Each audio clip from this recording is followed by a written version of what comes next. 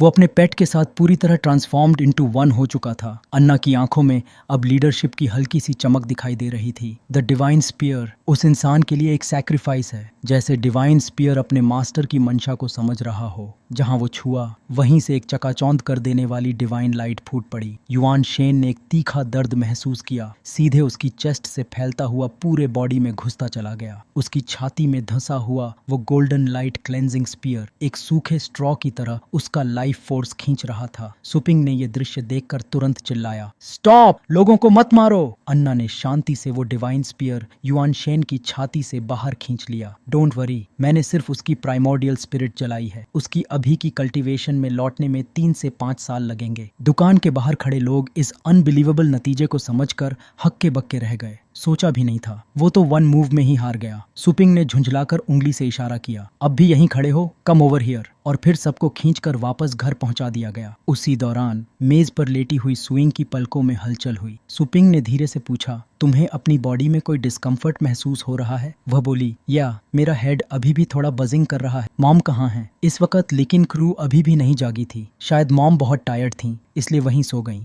तभी लाल बालों वाला ओल्ड मुंह अपना चेहरा करीब लाते हुए मुस्कुराया। मिस सू, हेलो सुलेन्यू अभी अभी होश में आई। सुलेन्यू ने सामने खड़े 4 ग्रेट फैमिलीज को देखा तो उसका दिल धक से रह गया। डरते डरते बोली, हु आर यू? लाल बालों वाला आदमी हल्का सा झुककर बोला, मिस सू, आप मुझे लिटिल म्यू कह सकती हैं, और ये लिटिल चिन, लिटिल यू और लिटिल टैंग हैं। सुलिंगू और भी ज्यादा घबरा गई। लिटिल लिटिल, ये क्या हो रहा है? वह सुपिंग की तरफ मुड़कर कांपती आवाज में पूछती है। सुपिंग ब्रदर, वो क्या कर रहे हैं? हमारे हाउस में क्यों आए हैं? आप कोई ट्रिक तो नहीं खेल रहे? सुपिंग ने आराम से अपना हाथ ठुड्डी पर टिकाकर कहा, देयर योर ब्रदर्स। नहीं, तुम्हारे वो ब्रदर्स जिन्हें मैंने तुम्हें प्राइवेट ट्यूटरिंग देने के लिए बुलाया है। वह चौंक गई। हे, अभी तो आप बोल रहे थे कि इन्हें कैप्चर किया गया था, और ये कैसी ट्यूटरिंग? मेरी ग्रेड्स तो क्लास की टॉप 10 में है। क्या मैं बिल्कुल इडियट लगती हूँ? सुपिंग ने हल्की सी मुस्कान के साथ कहा, टॉप 10 ऑफ द क्लास, ठीक है, लेकिन वो सिर्फ फीनिक्स माउंटेन है और जल्द ही इलीट लीग शुरू होने वाला है। कम समय में ये लोग तुम्हें वो नॉलेज सिखा सकते हैं जो स्कूल में नहीं मिलता।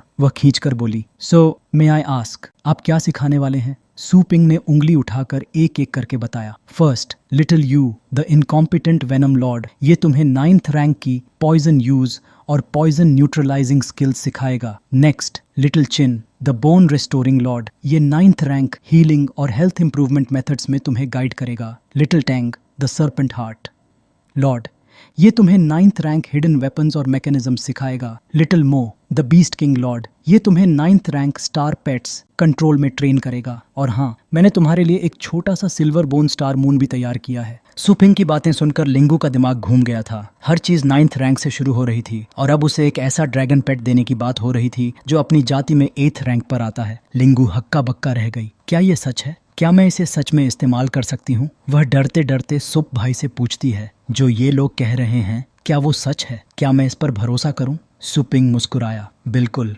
उसने शांत स्वर में कहा। कुछ ही सेकंड पहले जब युएनशन को अन्ना ने इतना पीटा कि उसके कपड़े तक नहीं बचे, वो सारे 9th रैंक के शक्तिशाली लोग जिन्हें दुनिया आदर से देखती थी एकदम सफेद पड़ गए थे। ठंडा पसीना बह रहा था और कांपते हुए विनती कर रहे थे, हमसे गलती हो गई, हमें माफ कर दो, हम माउंट टॉय को पहचान नहीं पाए, हमारी जिंदगी बख्श दो। फिर सबने झुककर तुरंत आत्मसमर्पण कर दिया। एसुपिंग थोड़ा झुककर अन्ना के कान में धीरे से बोला, इनके पास कोई श्राप, जादू या बुराई वाली चीज तो नहीं? अन्ना ने घृणा से कहा, मजाक कर रहे हो? मैं एक उच्च और सम्मानित गॉड रेस सदस्य हूँ, मैं ऐसी नीच चीजें क्यों रखूंगी? सुइंग ने उसकी ओर देखा, फिर धीरे धीरे 2 उंगलियां उठाईं, कुछ बताने के इशारे के साथ। सुपिंग ने कहा था कि वह उसे रिवॉर्ड पॉइंट्स देगा। अन्ना ने आंखें थोड़ी सिकोड़कर सुइंग से पूछा, तुम्हें डर है कि ये लोग बेवफा हो जाएंगे? क्या तुम इन्हें अपने पास रखना चाहते हो? सुपिंग मुस्कुराया और बोला, लगता है तुम काफी समझदार हो। अन्ना ने ठंडी सांस लेकर कहा, ध्यान से देखो, मैं इन चींटियों पर एक डिवाइन मार्क लगाने वाली हूँ। अगले ही पल एक दिव्य रोशनी बूढ़े आदमियों के शरीर पर चमकी। उनके चेहरों पर हैरानी फैल गई और वे चिल्ला उठे, ये तो गॉड है, हमने डिवाइन लाइट देख ली। थोड़ी दूरी पर खड़ा दाओजुआन डर से कांप उठा। एक टाइटल लेवल का पावर हाउस, वो भी एक बच्चे के रूप में? क्या ये किसी और गैलेक्सी से आया हुआ है? अगर ऐसा था तो इस दुकान में छिपी शक्ति बिल्कुल साधारण नहीं, ये तो लेजेंडरी स्तर से भी ऊपर थी। सू पिंग ने जिज्ञासा से पूछा, तुमने इनके साथ किया क्या है? अन्ना ने हाथ बांधकर समझाया, ये डिवाइन ब्लेसिंग मार्क है। मैं इन्हें थोड़ा सा फेथ दे रही हूँ ताकि ये डाव का इस्तेमाल कर सकें। ये स्पेल उन लोगों पर लगाई जाती है जिनके दिल आसानी से डगमगा जाते हैं। अन्ना ने आगे कहा, जब ये विश्वास जन्म लेता है तो तुम उन्हें जब चाहो कंट्रोल कर सकते हो। वह थोड़ी देर रुकी, फिर बोली, और अगर जिसने ब्लेसिंग पाई है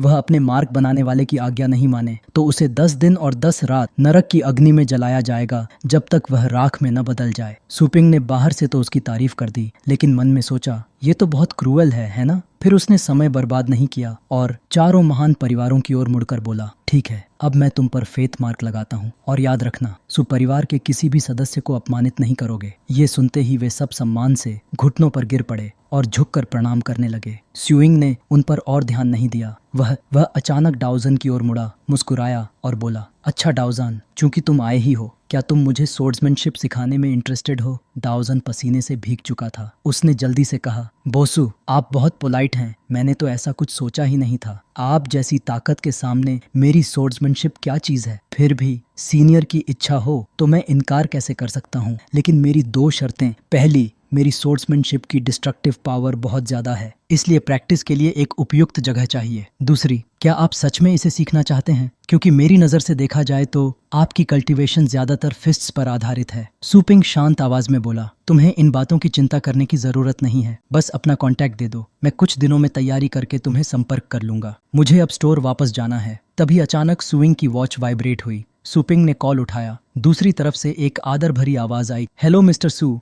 आपने पहले जो रियल एस्टेट और YHA ऑन ऑर्डर किया था वह ट्रांजैक्शन के लिए तैयार है। क्या आप अभी उपलब्ध हैं? सुपिंग ने मन ही मन सोचा, जैसा उम्मीद थी, प्रोफेशनल्स वाकई तेज काम करते हैं। फिर वह बोला, नो प्रॉब्लम, मेरे स्टोर आकर ट्रांजैक्शन कर लो। 10 दिन बाद बॉस सू ने दुकान कुछ समय के लिए बंद कर दी। इन दिनों में सुपिंग ने जितना कमाया था वह बदलकर 125,348 एनर्जी पॉइंट्स हो चुका था। यह देखकर सुपिंग ने तुरंत सिस्टम को आदेश दिया, अपग्रेड पैनल खोलो। पैनल खुलते ही वह देखता है, लेवल 3 स्टोर अपग्रेड करने पर वह लेवल 7 से लेवल 9 तक के पेट्स को नर्चर करने का अधिकार अनलॉक कर सकता है। जी फ्यूटूरो मेन, तुम हंड्रेड्स ऑफ थाउजेंड्स की डील्स आसानी से ले पाओगे, वैसे ही जैसे वो यंग मास्टर याव देता है। मतलब अर्निंग पोटेंशियल सीधा डबल, और ऊपर से पेट फंक्शंस भी बेच पाओगे। अब तो सच में पूरा पेट स्टोर बनने लगा है। ये सोचकर सू ने एक्साइटमेंट में अपग्रेड बटन दबा दिया। काउंटर के सामने वो थोड़ी देर चुपचाप खड़ा रहा। सिस्टम की आवाज गूंजी, 1 लाख एनर्जी पॉइंट्स डिडक्ट कर दिए गए हैं। Remaining 25,348 points. जो रियल एस्टेट आपने चुना था उसे अब 3.78 M एरिया वाले स्टोर में बदल दिया गया है। आसपास की सारी स्ट्रीट्स अब प्रोटेक्शन रेंज में होंगी। क्या आप अभी पार्टीशन करना चाहेंगे? पार्टीशन के बाद रिसोर्सेज अपने आप जेनरेट होकर प्रॉफिट देंगे। ये सुनकर सुपिंग मुस्कुराया, बिल्कुल एक चालाक व्यापारी की तरह। इक्विपमेंट को भी इकोनॉमिकल तरीके से कल्टीवेट कर सकते हो।